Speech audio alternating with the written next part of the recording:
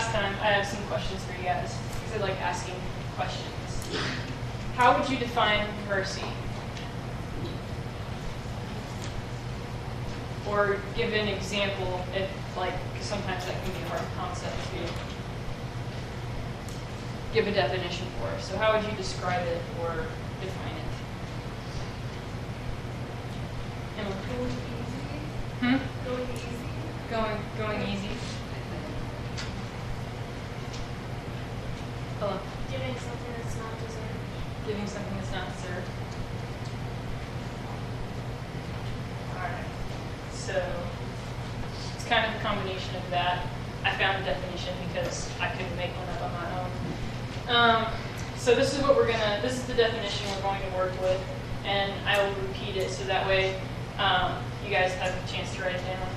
So, mercy is a virtue of the person of higher station. It is the gracious favor of the superior to the inferior, all undeserved.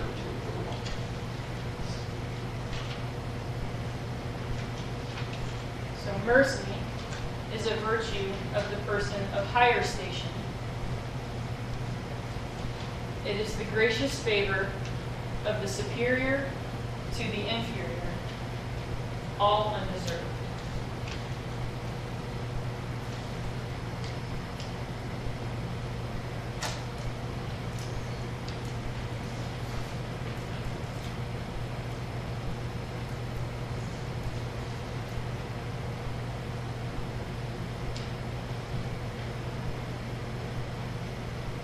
Does anyone need that again? All right. So, is mercy important? Why or why not? Emily? It is because you probably would be alive. Probably wouldn't be alive. It's a valid point. Amelia? It really depends, because sometimes mercy is very good. It really depends on what the person has done, maybe, because you can be forgiving them and not taking something out of them, or you can be helping them. So really, it kind of depends. Probably depends on how it's applied. So, do you think our culture encourages or promotes mercy? Depends on who you're Getting, seems like mostly nose, wrinkled noses, no shoes in it. Who likes a story where the villain gets away? Gets off scot-free, doesn't end up behind bars? Aren't those your favorite? You see, isn't there something about the bad guy getting exactly what he deserves that feels great? And something that leaves a sour feeling in your stomach when the good guy maybe lets the villain go, or the villain actually wins. You're just like, man, if just someone else was there. What if the book is based off of the I've read The Picture of Dorian Gray, first book I ever read where I was waiting for someone to kill the main character. Because I was like, this main character is a dirtbag. Someone needs to off him. So, yeah. So I have some examples. Hunger Games. Katniss, I don't know, spoilers. There's movies, so I trust that you guys have seen the movies. When Katniss shoots President Coin, one of the best moments in the entire book. Oh my gosh, you were like, thank you! That moment needed to go. When, in that same story, when they're trying to decide if they're going to end the Hunger Games or if they should have the capital kids compete to put them through and the families through what the other districts had to go through. And Katniss says yes, and that's the vote that decides if they're going to compete or not. And you're like, man, those capital people think this is all just fun and games, but now your kids are going to be in there and you're going to see what it's like. But where does it stop?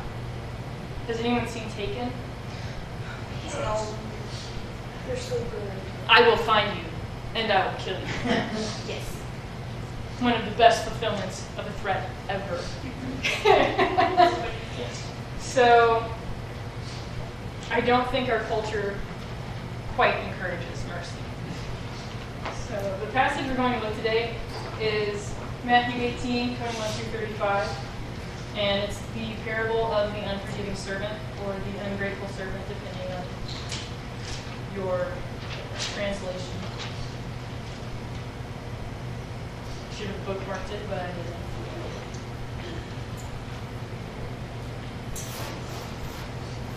All right.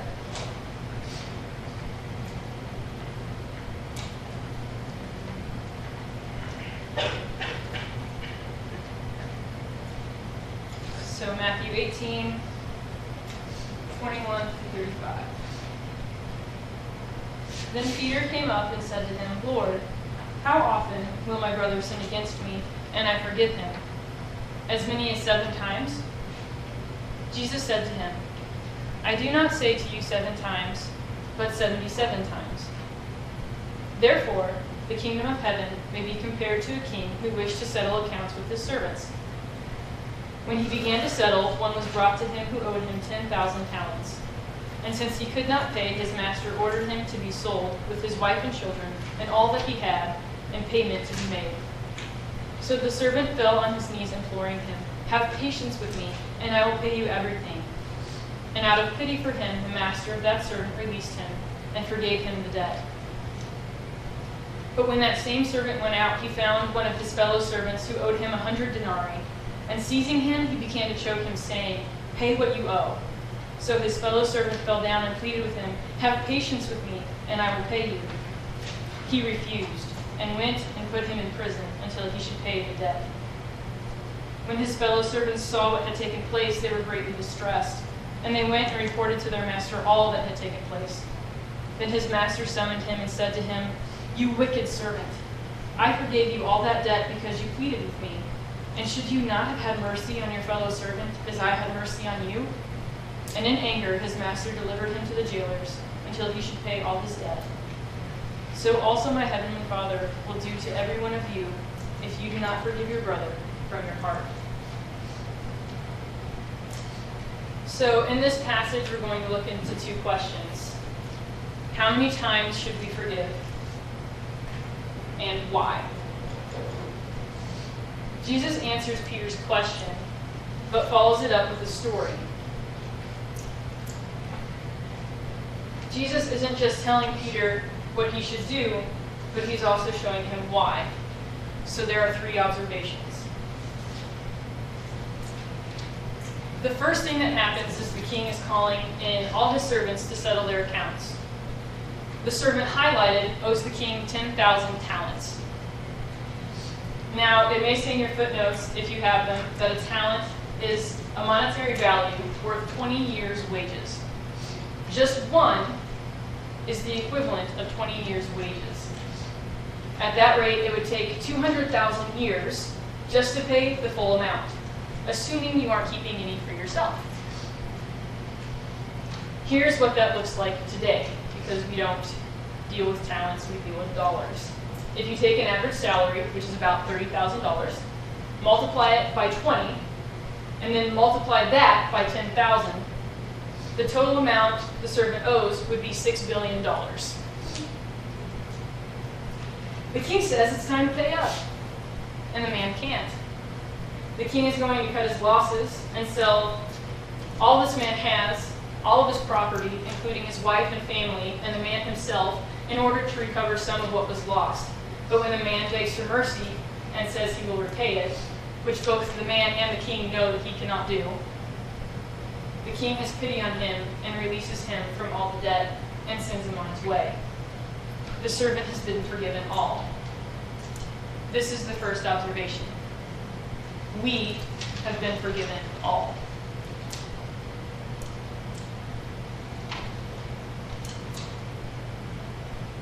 We are all debtors who cannot repay our debts. We are all sinners in need of grace. You see, this servant owes the king an unpayable debt, 10,000 talents, $6 billion. Even if we manage somehow to sin against God only once, our debt is unpayable. We cannot pay it back because the debt we owe is infinite. And we have disobeyed an infinite God. And we are finite. The only way our debt can be paid is if God, the King, cancels our debt. This is accomplished by Jesus' death and resurrection. He paid our unpayable debt because of his love for us. God the Father sent his Son to do this because of his love for us. The Holy Spirit lives in us and guides us and convicts us because of his love for us. So our debt is paid because of God's, the King's, love for us, his servants. So observations 2 and 3. The second and third one are given right next to each other. And the second is shown through the negative. We realize what it is, not because it is the action that is displayed, but because we know the actions that are displayed are wrong. So continuing the story. The servant leaves. He is released from prison, and his debt is canceled. When he is leaving, though, he sees a fellow servant. This servant owes him 100 denarii. 1 denarius is the equivalent of a single day's wages. So with a salary of $30,000, that's about $8,220. And this servant owes him 100 times that, so $8,220. A significantly less and easily paid back debt. So the servant who just left the king goes over to this man and demands payment. He walks over to him and begins to choke him. He grabs him by the throat and demands that he pay him back immediately. The man repeats what this servant had just said before the king: "Have patience with me, and I will pay you." But the ungrateful servant refuses and has him put in prison until he has paid back the debt. Other servants of the king see this. These servants also know what had just happened previously, and they are concerned, and they report this incident to the king. And the king summons this servant back and questions him. "Should you not have had mercy on your fellow servant as I had mercy on you?" And I feel like here's where the excuses and the self-justified arguments come out. You see, surely the ones that were wrong are the most justified to take the other's life. Surely Liam Neeson was the most justified to kill the men that stole his daughter, to steal back what was taken from them, to take restitution from the one who wronged them. After all, I'm only taking what they took from me. I'm only hitting them as hard as they hit me. They hit me first, so I hit them back. There, now we're even. But this question isn't open for debate. The way it's worded, it's not really even a question. When the king says, "Should you not have had mercy on your fellow servant as I had mercy on you?" the answer is, yes, you should have had mercy on your fellow servant as I had mercy on you. So here are the second and third observations. Second observation, we should forgive all.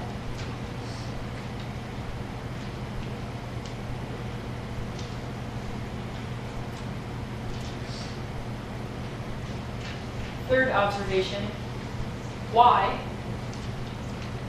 Because we have been forgiven all.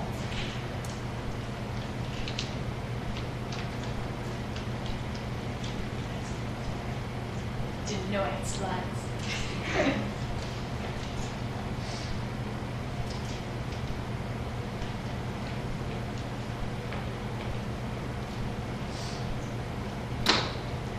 So we see, because of this servant's lack of mercy, his debt is called back in.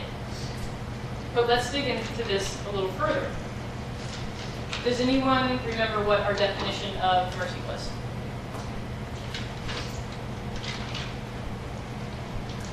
Someone who hasn't answered the question.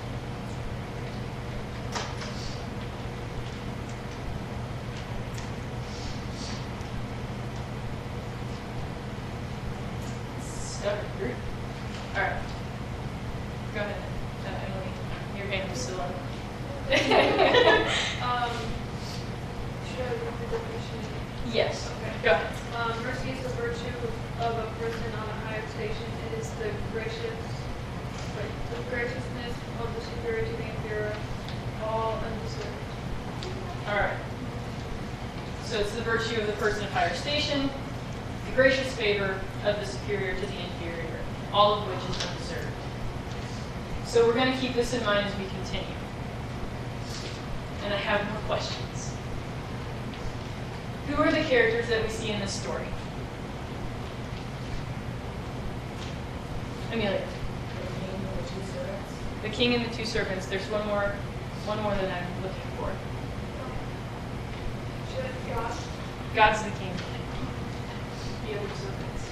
Yes, the other servants. So we have the king, servant 1, servant 2, and the group of servants. So out of this grouping, who is the person of higher station?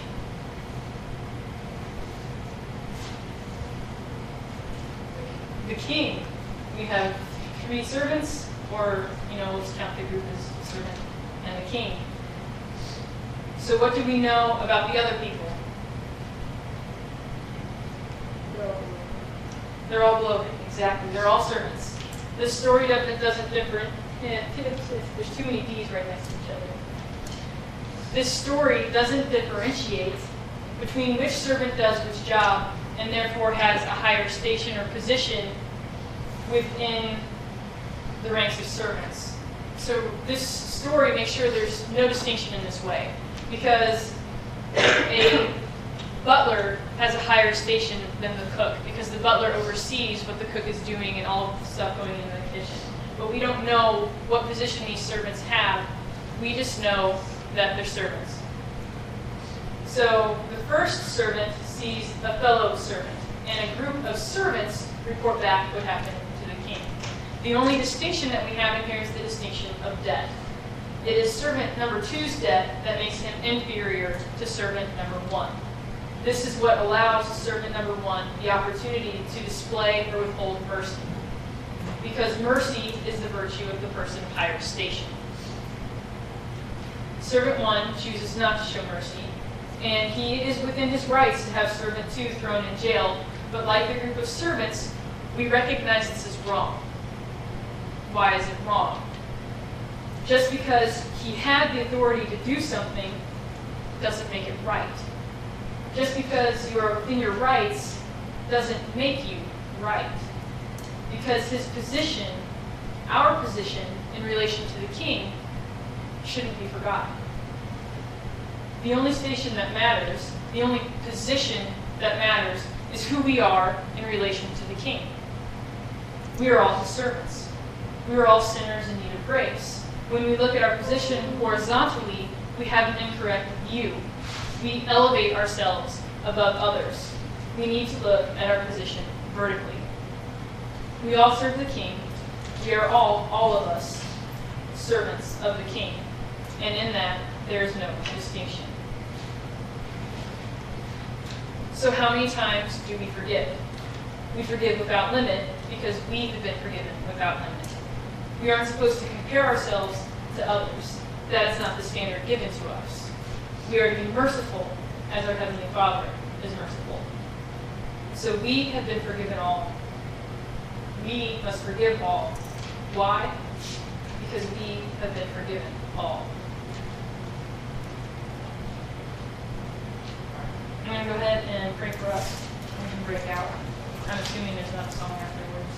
All right. There wasn't last time. So. Dear Lord, I pray that we take this time to reflect on your mercy and grace that you've shown us, and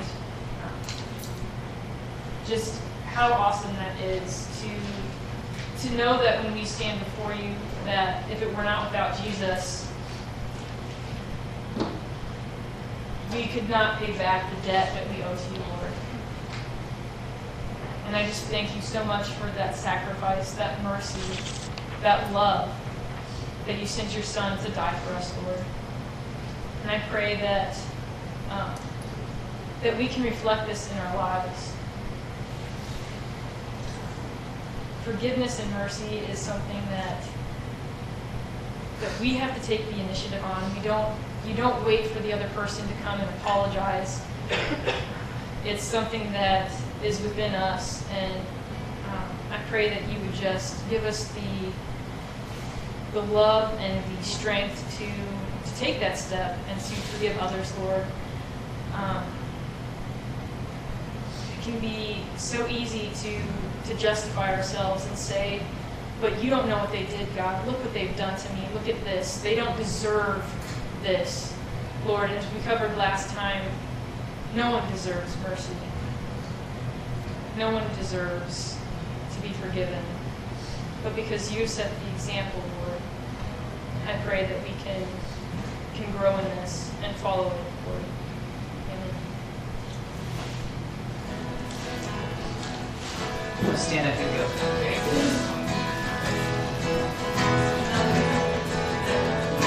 I once was lost.